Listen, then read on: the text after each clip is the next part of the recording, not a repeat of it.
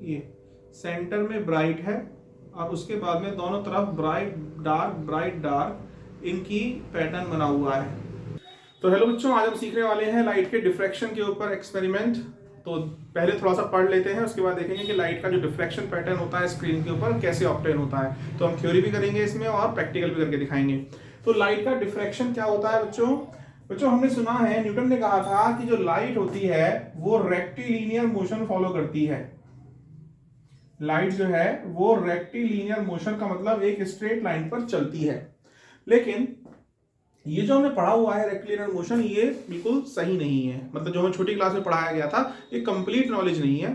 होता क्या है कि जब लाइट स्ट्रेट लाइन पर चलती है और अगर उसके रास्ते में कोई रुकावट, जिसको हम ऑब्स्टेकल बोलते हैं, अगर कोई रुकावट आ जाती है तो लाइट जो होगी सीधी भी निकलेगी और ये जो रुकावट आई है जिसको हम ऑब्स्टेकल बोल रहे हैं या अपर्चर के नाम से भी जानते हैं, इसके किनारों से वो थोड़ा सा इस तरह से बेंड भी हो जाएगी।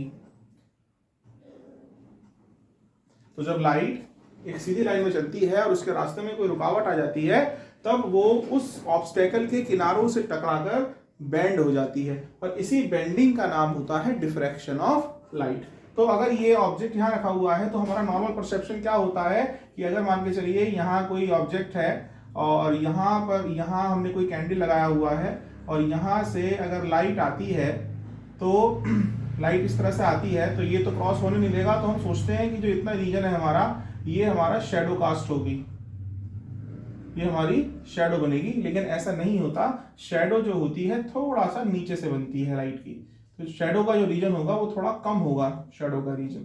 This is just because of diffraction of light. तो बात समझ में आ गई बच्चों, what is diffraction of light? कि जब लाइट किसी ऑब्स्टेकल से टकराती है तो वो लाइट थोड़ा सा बेंड हो जाती है। इसी फिनोमेना का नाम है डिफ्रैक्शन ऑफ लाइट।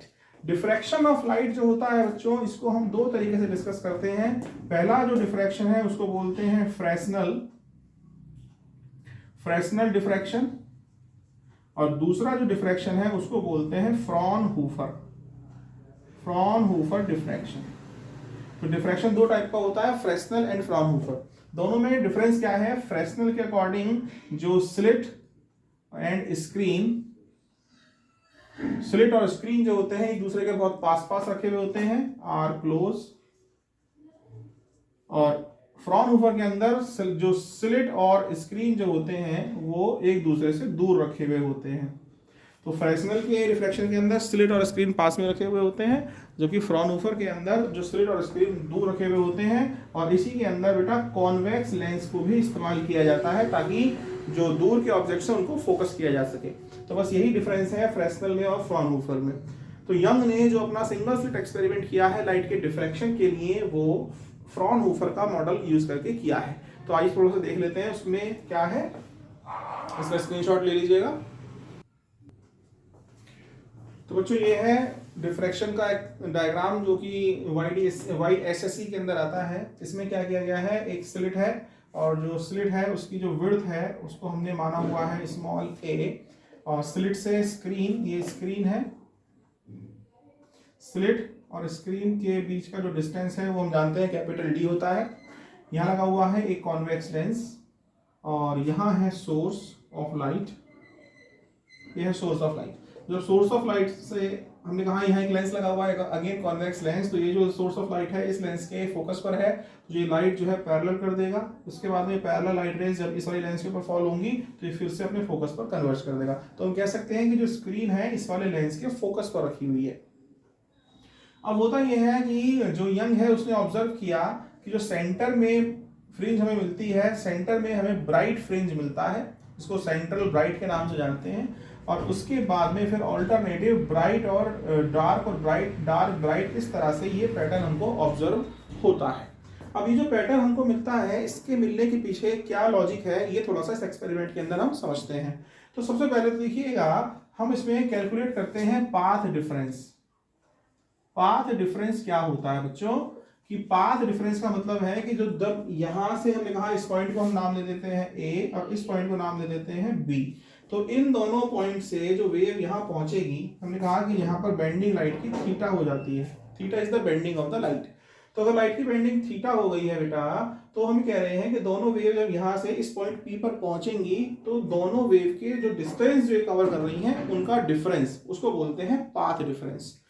तो कितना होगा, तो हमने कहा कि भाई यहाँ बी से पी पर पहुंचती है और ए से पी पर पहुंचती है, तो हमने कह दिया कि जो पाथ डिफरेंस है वो हो गया आपका बीपी माइनस एपी।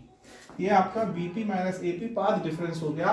और अगर बीपी माइनस एपी करोगे तो हम क्या कहते हैं कि हम यहाँ से इसके ऊपर एक परपेंडिकुलर डाल देते हैं और ये यहाँ पर आकर इसको एन पर मिलता है, तो जो डिफरेंस निकल कर आएगा वो बी एन के बराबर निकल कर आएगा बेटा। तो ये बी एन के बराबर हमारा डिफरेंस आ गया, तो B N is the path difference. तो अब हमें ये बी एन को फाइंड आउट करना है। तो हमने कहा कि अगर ये वाला एंगल थीटा है तो ये वाला एंगल भी थीटा होगा। क्यों? क्योंकि बेटा देखो ये हमने यहाँ परपेंडिकुलर डाला है, तो ये वाला एंगल जो है ये 90 डिग्री का एंगल है। अगर ये वाला एंगल थीटा है, जो थीटा माने हुए हैं, ये वाला एंगल थीटा है, तो ये वाला 90 माइनस थीटा हो गया। तो अगर ये 90 माइनस थीटा है, ये 90 है, तो ये 90 होगा। ट्राइंगल के तीनों एंगल का सम 180 होता है, तो ये 90 हो गया, ये 90 माइनस थीटा हो गया, तो कितना होना पड़ेगा इसको, थीटा। तो हम इसी तरह से इसको सोल्व कर लेते हैं। तो हमने कहा in triangle A B N sine theta, तो ए बी एन में साइन थीटा लगाएंगे तो परपेंडिकुलर अपॉन हाइपोटेनस, तो ये हो जाएगा sine theta is equals to B N upon A B. तो यहाँ से बेटा बी एन की वैल्यू आ गई A B sine theta, that is A sine theta. तो ये बी एन की वैल्यू आ गई, इसका मतलब बी एन क्या है हमारा, पाथ डिफरेंस। तो इसका मतलब ये हो गया कि जो पाथ डिफरेंस है वो है आपका ए साइन थीटा। तो डिफ्रैक्शन के अंदर जो पाथ डिफरेंस निकल कर आता है वो है आपका ए साइन थीटा। अब हम क्या करेंगे, अब हमें पता लगाना है कि कहाँ ब्राइट बन रहा है और कहाँ डार्क बन रहा है। तो ये जो पोजीशन बनी हुई है हमें इसको डिस्कस करना है कि कहाँ ब्राइट बना हुआ है और कहाँ डार्क बना हुआ है। तो इसके लिए क्या किया गया है बेटा कि सबसे पहले जो सेंटर में बना है उसको सेंट्रल ब्राइट बोला है। तो सेंट्रल ब्राइट की क्या कंडीशन है वो देखेंगे हम। तो आप इसका जो है एक फोटो ले लीजिए, स्क्रीनशॉट। मैं हट जाता हूं बच्चों। सबसे पहले हम बात कर रहे हैं कंडीशन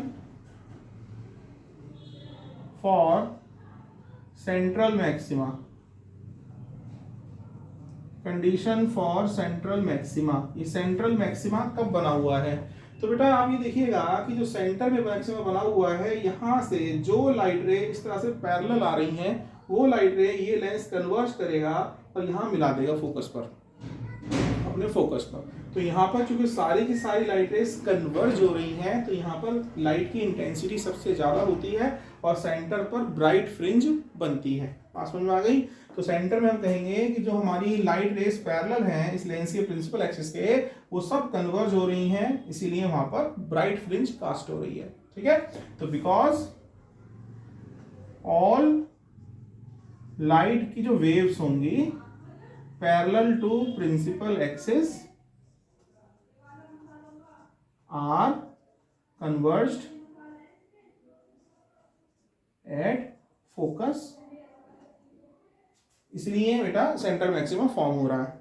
अब हमें बात करना है कि मिनिमा कहां बनेगा, तो उसको लिख लीजिए फटाफट, आगे देखते हैं। तो यहां से हम केवल इतना याद रखेंगे कि पाथ डिफरेंस है हमारा ए साइन थीटा।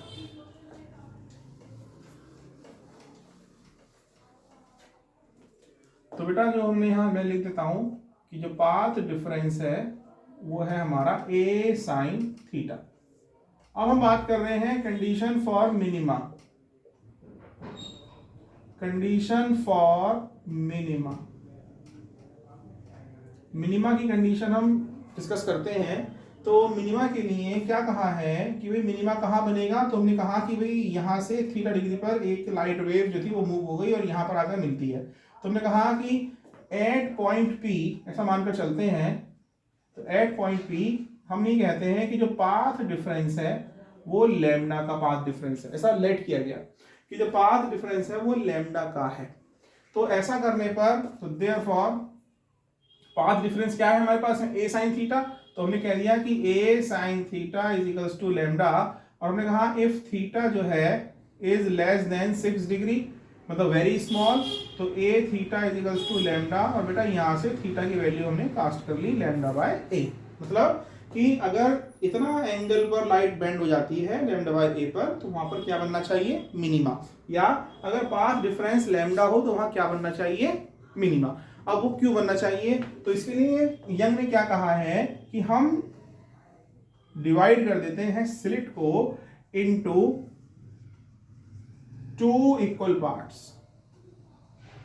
हम स्लिट को 2 इक्वल पार्ट में डिवाइड कर देते हैं। तो अगर स्लिट को 2 इक्वल पार्ट में डिवाइड करोगे, ये मान के चलिए हमारी स्लिट थी ए और बी, और हमने इसको 2 इक्वल पार्ट में डिवाइड कर दिया, तो इसने क्या कहा कि जो पाथ डिफरेंस है लैम्डा का, अब ये यहाँ पर यहाँ से यहाँ पाथ डिफरेंस लैम्डा बाय 2, और यहाँ से यहाँ पर पाथ डिफरेंस कितना हो जाएगा, लैम्डा बाय 2। तो अगर पाथ डिफरेंस लैम्डा बाय 2 है, तो बच्चों पीछे हमने पढ़ा है कि फेज डिफरेंस कितना हो जाएगा, पाई का, क्योंकि फॉर्मूला कौन सा होता है कि phase difference is equals to 2 pi by lambda into path difference, ये हम जानते हैं। तो बच्चों यहाँ पर जब आप पाथ डिफरेंस का लैम्डा रखोगे तो आप लैम्डा बाय 2 रखोगे, तो लैम्डा से लैम्डा कट जाएगा, 2 से 2 कट जाएगा, तो फेज डिफरेंस कितने का आ जाएगा बेटा, पाई का। तो इसका मतलब क्या हुआ कि अगर कोई वेव यहाँ से इधर पहुंचती है इस पॉइंट पी पर, यहाँ से, और दूसरी वेव यहाँ से पी पर पहुंचती है, तो इन दोनों वेव के अंदर मान के चलिए एक वेव ये जा रही है, दूसरी वेव यहाँ से जब जाएगी, तो इसके अंदर पाई का फेज डिफरेंस है, मींस ये इसके ऑपोजिट चलेगी इस तरीके से। तो जब ये इसके ऑपोजिट जाएगी बेटा, तो होगा क्या, पॉइंट पी पर मिनिमा बनेगा, मींस डार्क बनेगा। तो बात समझ में आ रही है। इसने लेट किया कि अगर हम मानकर चलें कि पाथ डिफरेंस लैम्डा है, तो उस टाइम पर हमने स्लिट को 2 इक्वल पोर्शन में डिवाइड कर दिया, और हमने देखा कि जो अपर हाफ है वो लोअर हाफ को कैंसिल कर देगा, जिसकी वजह से स्क्रीन के ऊपर आपका डार्क बनेगा, मिनिमा बनेगी। बात समझ में आ गई। तो अगर लैम्डा बनेगा, 2 लैम्डा बनेगा, 3 लैम्डा, 4 लैम्डा, 5 लैम्डा, इस तरह से करते करते लास्ट वैल्यू क्या बन गई, n लैम्डा। तो देयरफॉर जो पाथ डिफरेंस हो गया, path difference for minima, path difference for minima वो हो गया बेटा आपका n लैम्डा। तो n लैम्डा जो है this is the path difference for minima, ये फॉर्मूला याद रखेंगे। अब बात कर लेते हैं पाथ डिफरेंस जो है या कंडीशन फॉर मैक्सिमा। तो जो सेंटर में बनती है सेंट्रल मैक्सिमा या सेंट्रल ब्राइट, और उसके बाद में जितने भी बनेंगी उन सबको बोलेंगे सेकेंडरी मैक्सिमा। तो कंडीशन फॉर सेकेंडरी मैक्सिमा और देख लेते हैं।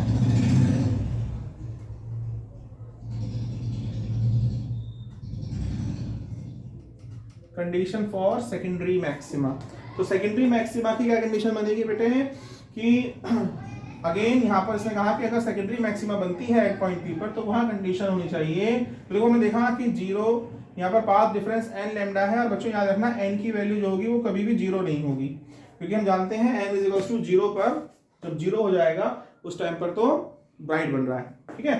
तो जब सेकेंडरी मैक्सिमा की हम बात करते हैं, तो हमने कहा कि भाई n की जगह रखोगे 1, n की जगह रखोगे 2, तो लैम्डा, 2 लैम्डा, 3 लैम्डा, इस तरह से आपको मिनिमम मिल रहे हैं। तो लैम्डा और 2 लैम्डा के बीच में जो वैल्यू होगी वहां पर हमको मैक्सिमम मिलनी चाहिए। तो उसने कहा कि पाथ डिफरेंस जो है उसको हम कर देते हैं 3 लैम्डा बाय 2। तो अगर हम पाथ डिफरेंस को 3 लैम्डा बाय 2 कर दें, तो फिर उसी हिसाब से यहाँ पर थीटा की वैल्यू कितनी आ जाएगी बेटा, तो ये हो जाएगा 3 लैम्डा बाय 2, और ये हो जाएगा आपका 3 लैम्डा बाय 2 और 3 लैम्डा बाय 2a। ये आपका एंगल आ गया कि अगर लाइट इतने एंगल पर बेंड होगी तब आपका सेकेंडरी मैक्सिमा बनेगा। अब इसने कहा कि यहाँ पर हम स्लिट को 3 इक्वल पोर्शन में डिवाइड करते हैं।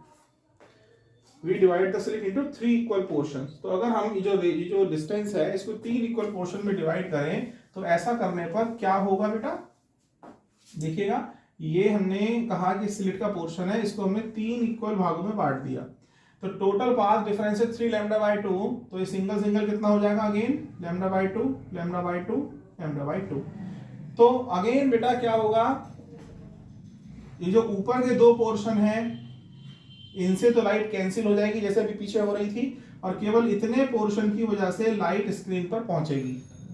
बात समझ में आ रही है। तो इन दोनों पोर्शन से लाइट कैंसिल आउट हो जाएगी, मीन्स यहाँ से जो वेव जाएंगी इन सब के बीच में देखो अगेन λ/2 का पाथ डिफरेंस है, तो पाई का फेज डिफरेंस हुआ, तो इनसे जो लाइट जाएगी इन दोनों पॉइंट्स पर वो तो एक दूसरे को कैंसिल आउट करेंगी, लेकिन फिर जब यहाँ तीसरी वाली जाएगी वो अलग फेस में होगी, तो ये कैंसिल आउट नहीं होगी, तो इसकी वजह से यहाँ पर लाइट दिखाई देगी। इसी तरह से अगर हम इसको 5 हिस्सों में बांट देंगे तो 5 हिस्सों में बांटने पर शुरू के जो 4 पोर्शन है उनसे लाइट कैंसिल हो जाएगी और 1/5 पोर्शन की वजह से लाइट यहाँ पर पहुंचेगी। इसी तरह से अगर इसको 7 हिस्सों में बांट दें तो 7 हिस्सों में शुरू के जो 6 हिस्से हैं उनसे लाइट नहीं जाएगी और 1/7 से लाइट जाएगी। तो आप देख रहे होंगे कि जो पोर्शन है जिससे लाइट जा रही है वो धीरे धीरे छोटा होता जा रहा है, इसीलिए इंटेंसिटी लाइट की कम होती जा रही है। बात समझ में आ रही बेटे? तो यहाँ पर जो हमने 5 डिफरेंस बनाना है वो बनाएंगे 2n+1 और बेटा λ/2, और यहाँ पर n की वैल्यू आपकी हो जाएगी 1 2 3 एंड सो ऑन। तो ये है condition for maxima, condition for minima. अब देखते हैं बेटा स्क्रीन के ऊपर जो हमारा ये पैटर्न है सिंगल स्लिट का, ये कैसे ऑब्जर्व होता है। तो उसके लिए मैं लाइट बंद कर देता हूं और आपको पैटर्न दिखाता हूं। तो उसके लिए मेरे पास में ये है एक लेजर लाइट, और ये मैंने जो है बेटा स्लिट्स बनाई हुई है कुछ, आप देख पाएंगे इसके अंदर। तो ये मैंने यहाँ एक ब्लेड है, ब्लेड को एडजस्ट करके मैंने बनाया हुआ है सिंगल स्लिट, और ऊपर मैंने आल पिन जो स्टेपलर के पिन होते हैं उनकी हेल्प से बनाया हुआ है डबल स्लिट। तो फिलहाल हम अभी सिंगल स्लिट डिस्कस कर रहे हैं, तो हम इस स्लिट की हेल्प से, आप देखेंगे इसमें बीच में गैप नजर आ रहा होगा इस वाली में, तो हम इसको यूज करके आपको स्क्रीन पर दिखाते हैं डिफ्लेक्शन का पैटर्न। तो बच्चों स्क्रीन पर देखिएगा ध्यान से।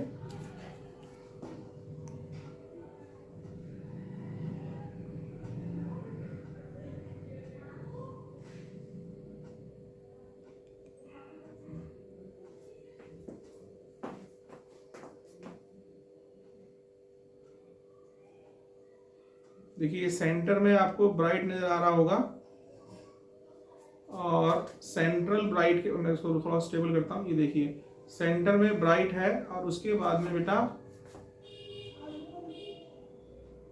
ये सेंटर में ब्राइट है और उसके बाद में दोनों तरफ ब्राइट डार्क इनकी पैटर्न बना हुआ है। सेंट्रल ब्राइट और उसके बाद में ब्राइट डार्क का पैटर्न बना हुआ है। इसको आप ऐसे भी देख सकते हो, ये देखिएगा, ये देखिए सेंट्रल ब्राइट, उसके बाद में ब्राइट डार्क का पैटर्न बना हुआ है। हो सकता है स्क्रीन के ऊपर आपको थोड़ा साफ नजर ना आ रहा हो, लेकिन यहाँ तो मुझे बिल्कुल साफ नजर आ रहा है, तो मैं एक फोटो लगा दूंगा ताकि आपको पता चल जाए कि पैटर्न किस तरीके से होता है। तो बेटा ये था लाइट का diffraction with the help of young का सिंगल स्लिट एक्सपेरिमेंट, और एक्सपेरिमेंट हमने करके भी देख लिया, तो कि थ्योरी और एक्सपेरिमेंट सेटिस्फाई होता है।